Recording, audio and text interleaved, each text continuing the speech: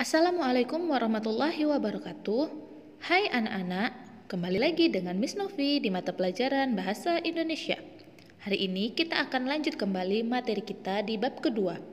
Jadi diperhatikan dan disimak dengan baik ya. Teks persuasi.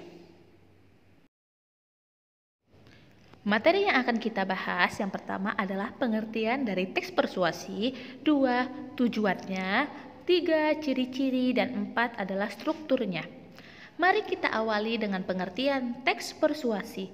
Apakah kalian masih ingat bahasa persuasi itu seperti apa? Mari coba kita lihat. Apa itu teks persuasi? Teks persuasi adalah teks yang bersifat membujuk secara halus agar pembaca menjadi lebih yakin. Teks persuasi juga adalah teks yang berisi ajakan atau larangan.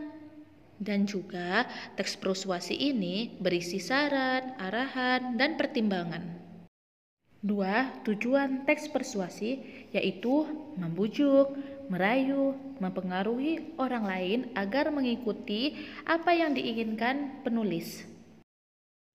3 ciri-ciri teks persuasi. Pertama, berisi argumen atau pendapat beralasan kuat yang disertai data dan fakta. 2 menggunakan kata ajakan seperti ayo, mari, lakukan, dan juga yang berpartikel lah seperti lakukanlah, majulah, atau ajaklah. Yang ketiga, berusaha meyakinkan, yaitu untuk melakukan atau mempercayai yang ditulis oleh penulis. Biasanya bahasa persuasifnya harus dapat meyakinkan.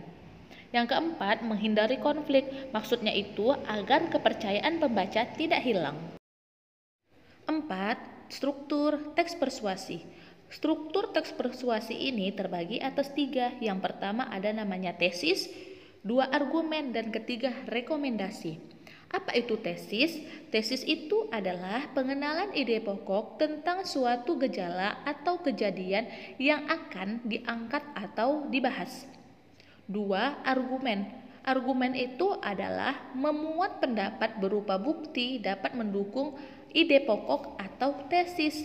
Yang ketiga, rekomendasi, yaitu ajakan atau dorongan kepada pembaca untuk melakukan sesuatu. Baiklah, kita lanjutkan ke contoh dari tesis. Di situ ada contohnya, pentingnya menjaga lingkungan. Bisa kalian perhatikan dan kalian lihat di mana termasuk ke dalam ide pokoknya. Sudah dapat bahwa ide pokoknya itu berada di akhir.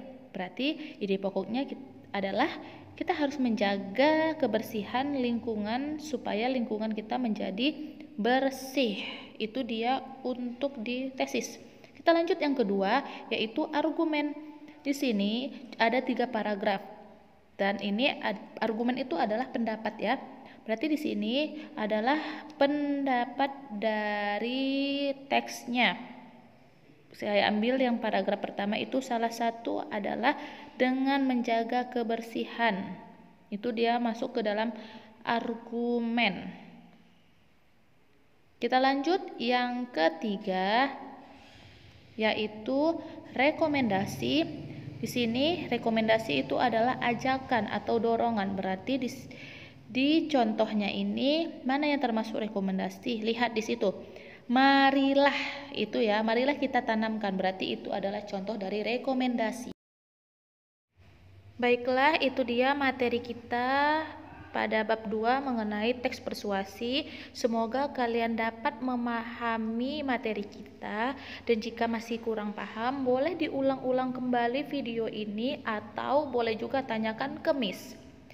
Sebelum Miss tutup, kalian lihat di situ ada tugas, yaitu tugasnya kalian buat teks persuasi dengan tema lingkungan hidup berdasarkan struktur yang sudah dipelajari. Tadi sudah Miss kasih tahu ya strukturnya, jadi dipelajarin ya. Demikianlah materi kita hari ini. Terima kasih. Wassalamualaikum warahmatullahi wabarakatuh.